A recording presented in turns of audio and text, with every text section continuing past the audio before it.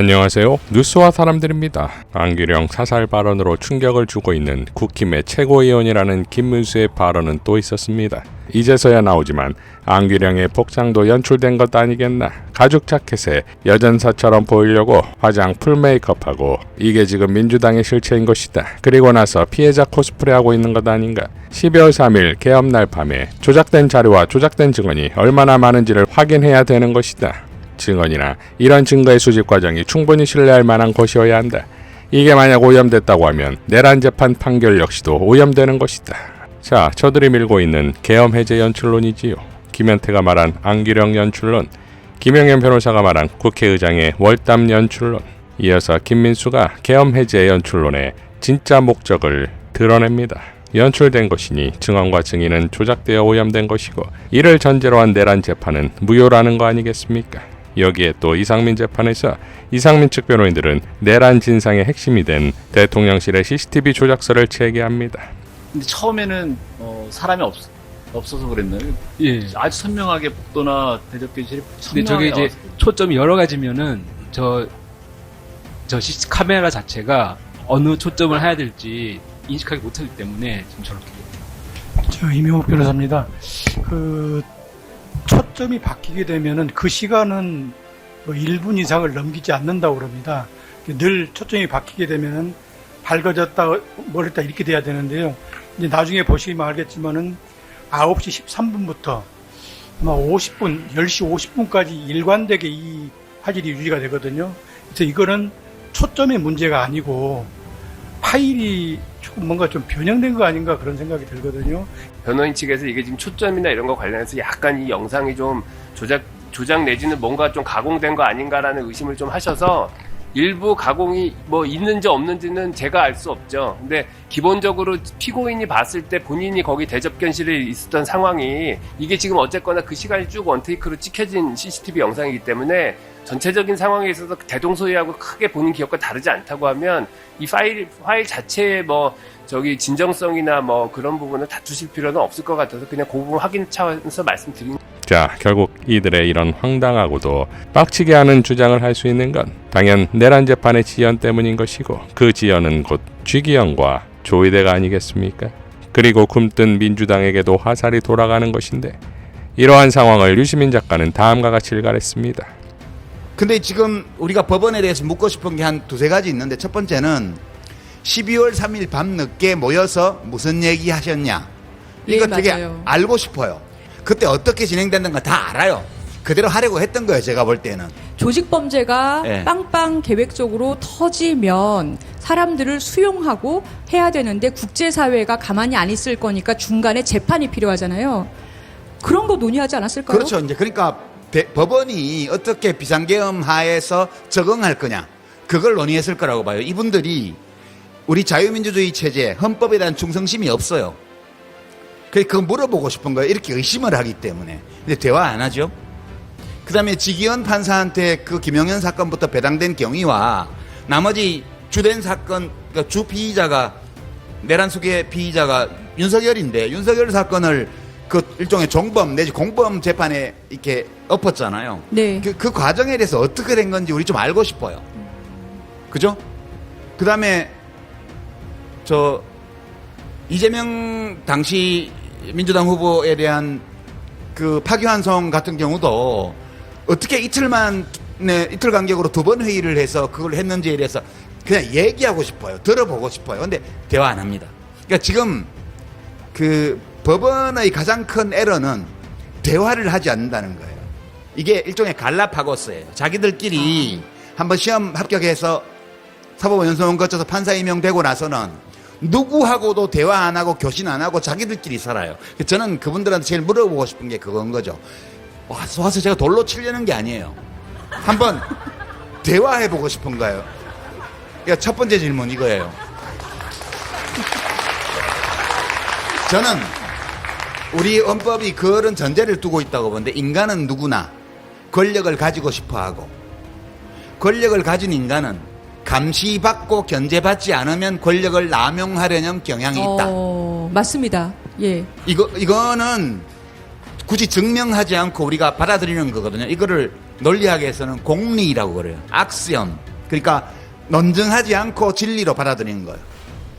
이게 기본적으로 우리의 전제거든요. 그래서 이렇게 권력 분산하고 임기제 정하고 주기적으로 선출하고 서로 감시 연재하게 만들고 이렇게 해놓은 거잖아요.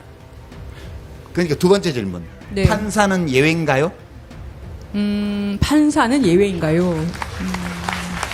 판사는 우리가 인간 일반에 대해서 우리가 받아들이는 이 공리, 인간은 권력을 쥐면 누구나 이 권력을 오남용하고자 하는 유혹에 빠질 수 있다, 빠진다는 이 전제에서 판사는 제외되는 것인가, 이걸 묻고 싶은 거예요. 저는 제외되지 않는다고 봐요. 그러니까 어떤 판사가 돈 먹고 접대받고 또는 친구가 부탁하니까 뭐 등등의 이유로 헌법이 규정한 것과 달리 양심과 법리에 따라서 판단하지 않을 수 있다고 보는 거예요, 저는.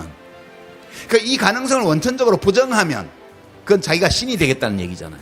지금 하고 있는 행동은 우리는 신이야, 이렇게 말하는 거라고 밖에 저는 해석이 안 돼요. 그대들은 도대체 뭐냐를 묻고 싶은 거예요.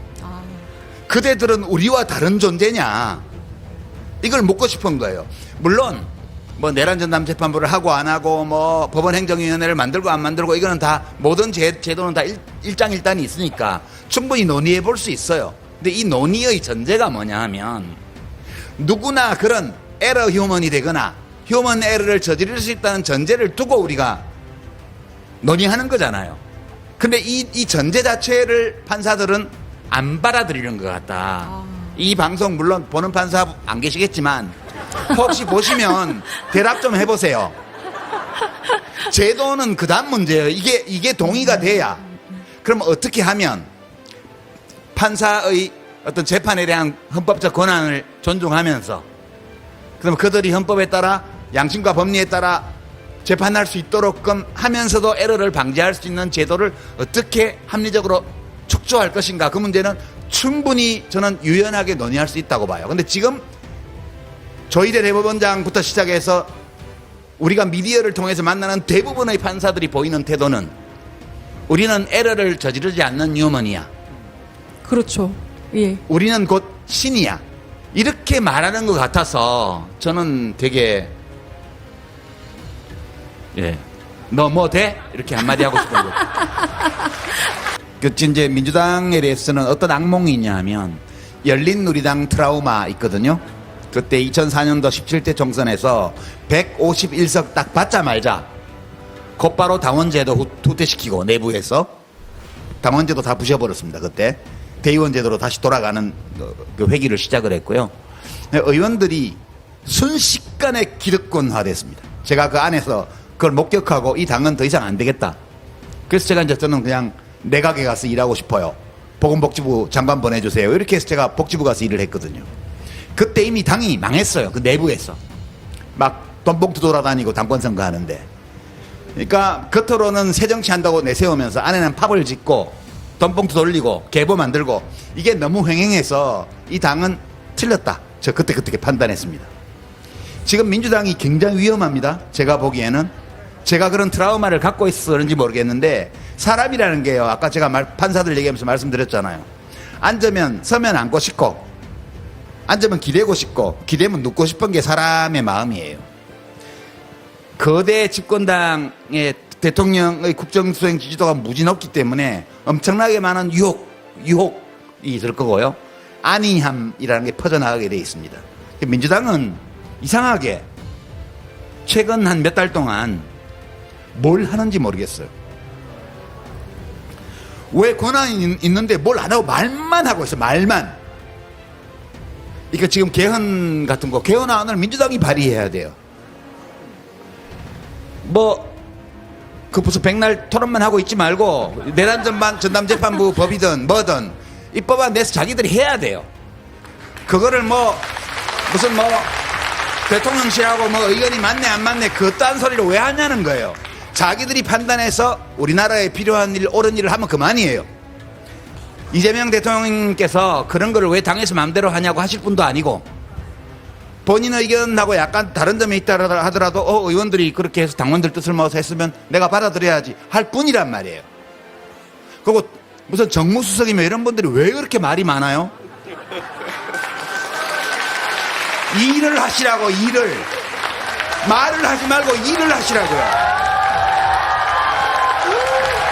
그러니까 저는 불안한데 대통령과 대통령의 참모들은 그 대통령 자신이 가지고 있는 우선순위에 따라서 지난 6개월간 그랬던 것처럼 경제 회복에 방점을 찍고 제일 급한 일부터 할 거예요. 저는 그렇게 봐요.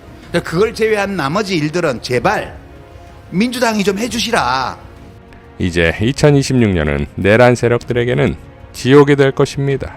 전우영 역사학자의 말처럼 내란 극복은 악마를 축출하는 일이기 때문입니다.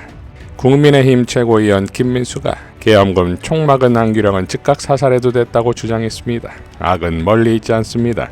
민간인에게 총을 겨눈 계엄군이 아니라 그 총을 맨몸으로 막은 민간인에게 죄를 묻는 이 마음이 유사일에 인류가 저질러온 온갖 극악무도한 짓들의 근본이었습니다. 내란 극복은 사람끼리의 분쟁이 아닙니다. 인간 세계에서 악마들을 축출하는 일입니다. 이상 뉴스와 사람들이었습니다. 시청해 주셔서 감사드립니다.